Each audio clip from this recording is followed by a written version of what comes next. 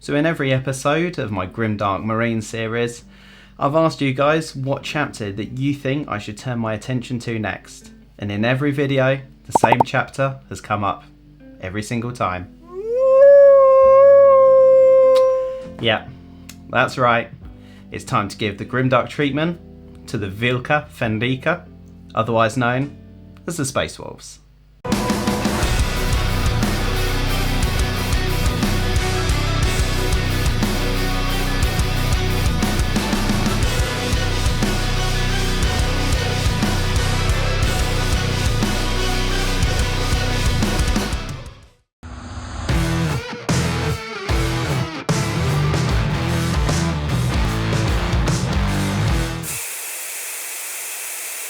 What's up guys, I'm Rich from Spray Black Studios and welcome to another instalment in my Grimdark Space Marine series. In our video this week we're going to give the Grimdark treatment to the chapter that has been by far the most requested by you guys, the Space Wolves.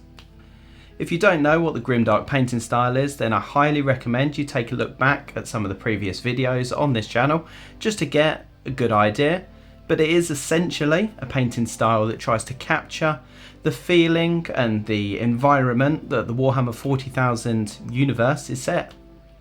Generally this will involve a lot of weathering and use of dark and desaturated colours, definitely no bright vivid colours and crispy edge highlights like you would find on the Games Workshop box art. So before we get painting, let's take a look at our subjects. Essentially superhuman Vikings in space, the Space Wolves have a great aesthetic for this style of painting. With their more rough and rugged look, they suit the battle damage and the weathering that this style often uses, and with their proclivity towards wearing wolf pelts and totems, it gives a nice mix of textures to work with. Now this chapter has been requested quite a few times, but I really wanted to find the right model to do them justice. A standard Primaris Intercessor definitely would not have felt right for the Space Wolves. So after a while of trying to find the right parts and maybe steal in a handful of bits from the new Ragnar Blackmane model, I managed to kit bash together this guy. Now I haven't filmed the building stages of this miniature, but if you guys are interested in some converting or kit bashing videos, then please let me know and I'll see what I can do. After undercoating him using my favourite Vallejo Surface Primer Black, I started off with probably the most important part, his armour.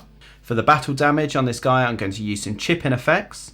So for this I need to lay down a base coat of the colour that I want to show underneath all those chips and scratches.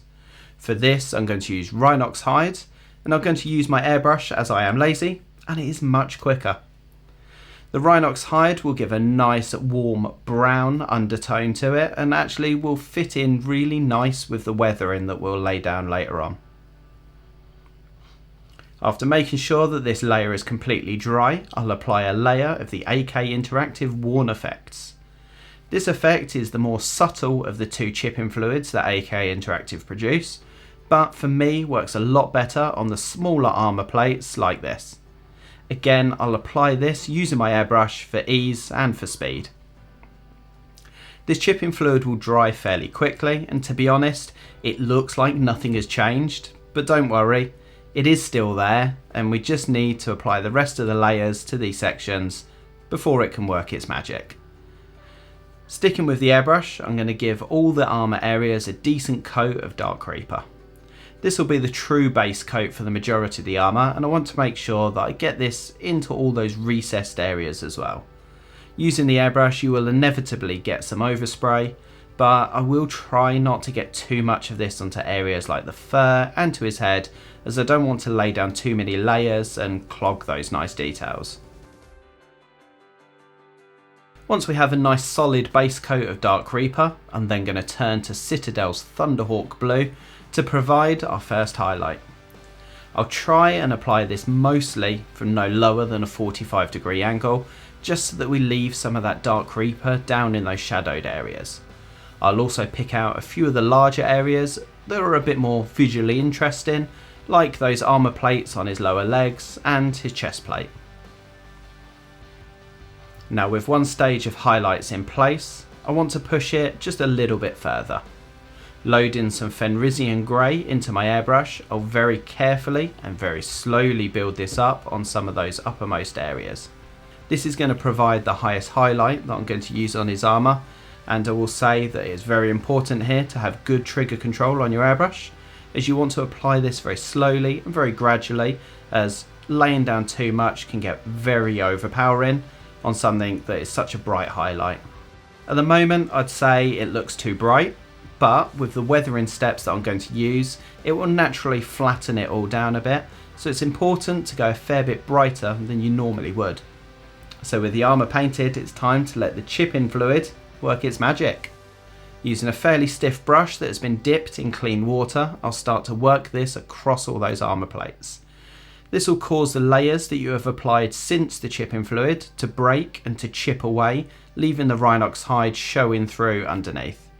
Generally, I'll use stabbing motions rather than pulling or dragging motions, unless I'm going to be working on a sharp edge. Using stabbing motions will cause smaller chips rather than tearing of the layers, as it often will with a dragging motion. I will pay particular attention to the edges of the armour plating, as these are locations that would often chip and wear away much easier. Make sure to keep your brush nice and moist, as this helps the fluid activate much easier, and take it relatively slowly for a start, as it is easy to add more but very difficult to fix if you chip away too much. Now for the weathering of this armour, I'm going to use an enamel wash, but this is one time that I will say that it is very important that you apply a varnish to protect what you've already done. White spirit, when used on acrylic paints, will have very little to no effect, but in chipping away some of this paint, you have caused damage, and that can allow the white spirit to get under the layers of acrylic paint and cause them to lift. By applying an all over coat of Vallejo matte varnish here, I can prevent this from happening. For the weathering of this armour, I'm going to use another product by AK Interactive, and that is the Paneliner for brown and green camouflage. This works essentially as a very muted brownish grey wash. I will be applying this with the airbrush, and whilst I have good ventilation in my room, safety is paramount, so out comes a respirator. This is super important when using enamels through an airbrush, as they can be really quite bad for your health. I'll apply this slowly and carefully over the entire model, building up the layers gradually.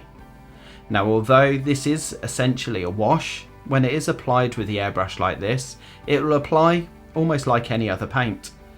It's just going to take a few layers to build up to full opacity. Now you may think that this is completely ruining that paint job that I've already done, but as this is an enamel paint, I'm able to use a technique called reductive painting. This is a technique where an enamel paint is applied to your miniature and then removed by careful application of a solvent such as white spirit or mineral spirits if you're in America, and an absorbent material such as a cotton bud or a makeup remover pad. Dipping the cotton bud into the white spirit, I'll then use gentle dabbing and rolling motions over all those armour plates. The white spirit will reactivate the enamel paint, and the cotton bud will slowly remove this to show that nice blue armour underneath. For areas that are hard for the cotton bud to reach, you can use a brush that's been dipped in white spirit instead. This will serve the same purpose, but will offer you more control in getting into some of those more difficult to reach areas. Just remember to keep dipping that brush in your white spirit to clean it out and to keep it nice and moist. Now once that white spirit has been left a little while to dry, it will look something like this. Those bright blue armour tones have now been muted down considerably, and the wash has given us some nice dirty recessed shading. For some additional battle damage, I'm going to turn to the sponge chipping method. Using a small piece of foam dipped into some Fenrisian Grey, I'll dab most of this off like I would a brush when dry brushing, and then gently and carefully dab this onto the armour plates to provide a few more little scuffs and scratches. Again, use gentle dabbing motions rather than pulling or dragging motions, and take your time. This is an effect that should look relatively subtle and is very easy to overdo. Following the Fenrisian Grey, I do exactly the same thing with the Rhinox hide, focusing mainly on those areas where the Fenrisian Grey is more prominent. On small surfaces like this, it is quite tough to target particular areas of the armour, but if you can pay particular attention to the edges of the armour plates and areas like the lower legs or the arms, which will most likely get chipped or worn. For the larger areas of damage, where I have sculpted battle damage onto the model, I'll apply Rhinox hide using a relatively small brush. Like with the earlier chip-in, this will form our base coat and will represent the layers of paint underneath that nice blue colour scheme. To sell the effect of the paint being chipped away, I'll again head back to that Fenrisian grey, and very carefully I'm going to apply a nice thin line outside of that chip-in. I will ensure that this is only a very fine line, and normally I'll only do this on the lower areas of the chip-in, as this is done to try and represent the light catching on the edge of that chipped paint. For the metallic areas like the studs on that awesome Heresy era shoulder pad and the ribbon between the armour plates, I'm going to keep it nice and simple, and I'll use some of the Vallejo metal colour burnt iron. This is a slightly brighter silver than my favourite, the metal colour magnesium, but it also has a slightly warmer feel to it, which will fit in very well with the weathering on this model. Now, one of the most prominent parts on this model is that absolutely glorious wolf pelt that is draped over his shoulders, and whilst I do want this to stand out, I also want this to fit in nicely with the other elements on the model. So we're going to stick to a slightly similar colour palette. We're going to use some lovely desaturated browns to build up some interest. The Rhinox hide is going to continue to get a good amount of use and is again going to give us a nice base coat to start from. Grabbing out a small dry brush, I'll then apply the highlights. Initially, I'm going to do this by dry brushing on some Steel Legion drab all over that pelt, and then I'm going to start to work up through the tones. Zandri Dust will give me the next highlight layer, and I'll apply this in very much the same manner, just a little bit softer so that it only catches the very higher edges of that detail. For the final highlight, I will turn to Rakarth Flesh, and again applied using a dry brush, although only very softly across the detail. This will pick out only the very uppermost edges of that fur and give it some lovely depth. Now, although this does look pretty good as it is, I do want to mute this down a bit, and for this I'm going to use the same wash as I did for the armour. I tend to prefer, if possible, to use the same or similar washes across a model, as it really helps to unify the different elements of the model. Again, using the same cotton bud trick as earlier, I'll remove the wash from the top of the detail just to let those lovely highlights show through. Now that it's all dried, you can see that it's muted down those highlights a little, but that fur really does look in place with all the weathering on the armour. Now, although the Space Wolves are portrayed as barbaric, brutal killers, they also do love a little bit of pageantry and a bit of bling, although they probably wouldn't admit to it. So for the detail on his backpack, his power fist and the Aquila on his chest, I'm going to use my new favourite gold, the Scalecolour Necro Gold. I'll give all of these areas a couple of nice thin coats just to ensure that I get a full coverage. It's no secret that I love paints that give a good coverage without having to lay down too many layers, and this is definitely one of those paints. It requires very little work to actually look good, even when applying over black. To add some highlighting to these areas, I'm going to stick with the Scalecolour range and use the Elven Gold. This is quite a bright and fairly yellowish gold, which normally I would say is too bright for something like this. But as I found when doing my Sigvald video, it actually tones down really nicely with the right weathering. And speaking of weathering, again I'm going to go back to that unifying wash. The properties of this wash will take away some of the saturation of the yellow pigment in the golds and give it a nice muted matte finish. As you can see, I'm trying to apply this quite thin on this occasion, as I don't want the effect to be too strong. I just want it to take the edge off that gold and to tie it in nicely with the rest of the model. Having left it to dry for about 20 minutes, again I'll grab out that white spirit soaked cotton bud and just use it to tidy up all those areas. Giving it a few minutes for that white spirit to evaporate off, I'm going to add just a little bit of contrast back onto those gold areas and pop in a top highlight. Mix in some metal colour Duraluminium into the elven gold. I will start to do some very small spot highlights to the edges and to the corners of the golden areas. This will push that contrast just a little bit higher and make those areas just a little bit more eye-catching again. To finish off those gold areas, I'm going to add a little bit more weathering in the form of some verdigris. Using some heavily watered down nihilak oxide, I'll carefully glaze this into the recesses. You can see that I regularly return to my palette. This is because I want to try and avoid overloading the brush, and I want to build up this effect slowly, as like the chipping, this is another effect that is very easy to overdo. For the skin tones, I actually want something a little bit colder and a little less healthy looking than I usually do. So I am going to leave the Bugman's Glow and Cadian Flesh Tone on the shelf on this occasion. And we're going to go with a nice desaturated brown palette. So actually using the same colours that we did for the fur, I'm going to start off with Xandri Dust this time. I will do Duncan Proud, and I am going to build this up in multiple thin coats, just so that I don't get any pigment clumping or any weird textures on the skin. Xandri Dust is quite a thick paint generally, so it is essential to thin this down and to take your time. To provide some highlights, I'm then going to turn to Rakkar Flesh. Again, another paint that is very important to thin down nicely. I will carefully apply this to all those raised areas of his face, such as his nose, his cheekbones, and across his forehead.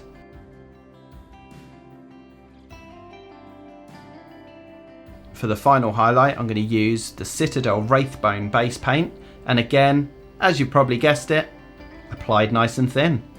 I'll use this more as a spot highlight on those areas where the light would definitely be catching at its strongest. By building up the contrast on his face, we give more definition to those facial features, which makes him look a little bit more masculine. Not that his big beard isn't going to do that anyway. Now he is currently looking a little bit grey and zombie-like, so I am going to have to put a little bit more colour into that skin. To do that, I'm going to use a couple of different washes. Firstly, using some very heavily thinned down Carroburg Crimson, I'm going to apply very small amounts of this into the recesses around his eyes, the side of his nose and underneath his cheekbones. This wash needs to be very slowly built up, as if applied too strongly, it can start to look very odd. To provide a little bit more variation in these tones, and to provide a little bit more of a pallid feel, we're going to do much the same but with some Druchii Violet. This will give that skin a nice unhealthy pallor, exactly as I'd expect someone to look in the 41st millennium.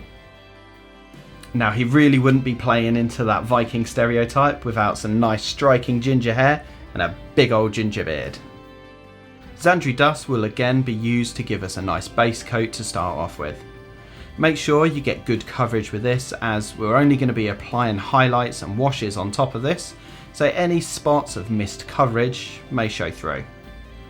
To start putting some of that red into his hair, I'll begin by applying a very thin recessed shade of Carroburg Crimson again. As you can see, I'm barely applying any paint here, and I'm allowing the shading to slowly build up where I want it to. By just slopping it on, you can cause the hair to take on an almost purple tone, as it's going to tint the base coat too. Instead, we just want to build it up in the roots of his hair. Now to bring some orange tones into it, I'm going to mix in some Xandri Dust with some Jacaro Orange. To be fitting in with the rest of the model, I do still want this to look fairly desaturated and not so vibrant, so just slapping on a bright orange will look pretty out of place.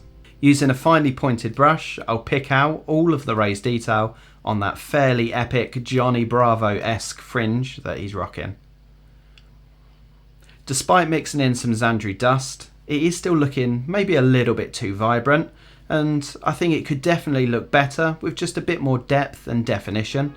So using a wash of Agrax Earthshade, I'm going to desaturate those orange tones a little bit more and give a bit more of a natural tone to those roots.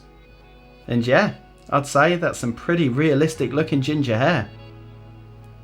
Now for his chainsword, which he might have stolen from Ragnar Blackmane, we're going to have a little bit of fun. We're going to do some OSL on those runes.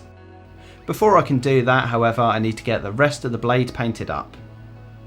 I've used Corvus Black as the base for this rather than Abaddon Black, as it's not quite so dark, and with the softer shadows on the rest of the model, it should fit in nicer with the overall tone.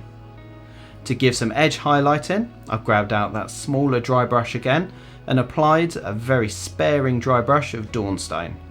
I'll mainly pick out the edges of the black, but also provide a few small scuffs and marks across the blade just to simulate a little bit of wear and tear. For the teeth of the blades, I will use the metal colour burnt iron again, but in retrospect I should have done this step after adding the OSL to the blade, as it did spill out onto the teeth, but live and learn. Obviously, as it is a chain blade, it requires some gore, so this is going to be provided by some blood for the blood god dabbed onto the teeth using a fairly battered dry brush.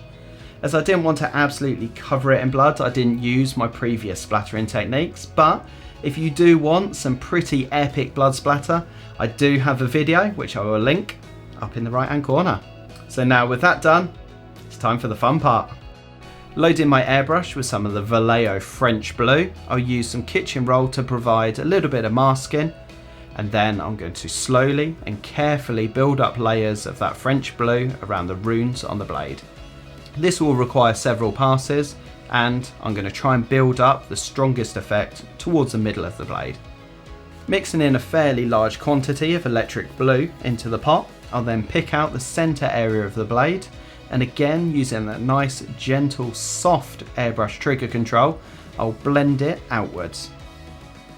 For the runes themselves, I really want them to look like they're glowing and that they are the source of the light, so they need to be a real bright point.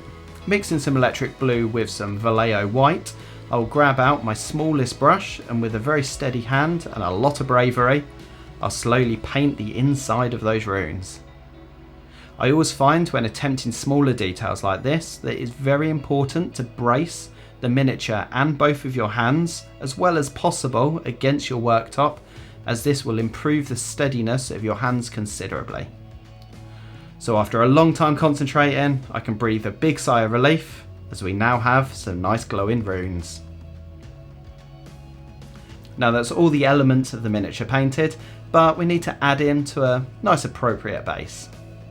So I've always found it pretty difficult to make something so bright and brilliant white like snow look grimdark, and we definitely don't want to be dealing with yellow snow, so instead, to bring this out, I've added a load of blood. Applying the miniature to the base with a bit of super glue, I'd say currently he looks a little bit out of place, so we need to blend him in with that base by adding some snow around his legs. Rather than just add in the snow, I'll make up a mixture of Citadel's Valhallan Blizzard texture paint, a very small amount of the Vallejo Desert Dust pigment, and then some Larmian medium. Mixing this all together, it will form a sort of off-white slush, which I'll then apply around the feet and the lower legs of the miniature. The more watery areas will evaporate away, and it will leave some nice patchy snow all around his feet. And with that done, our Grimdark Space Wolf is ready for battle.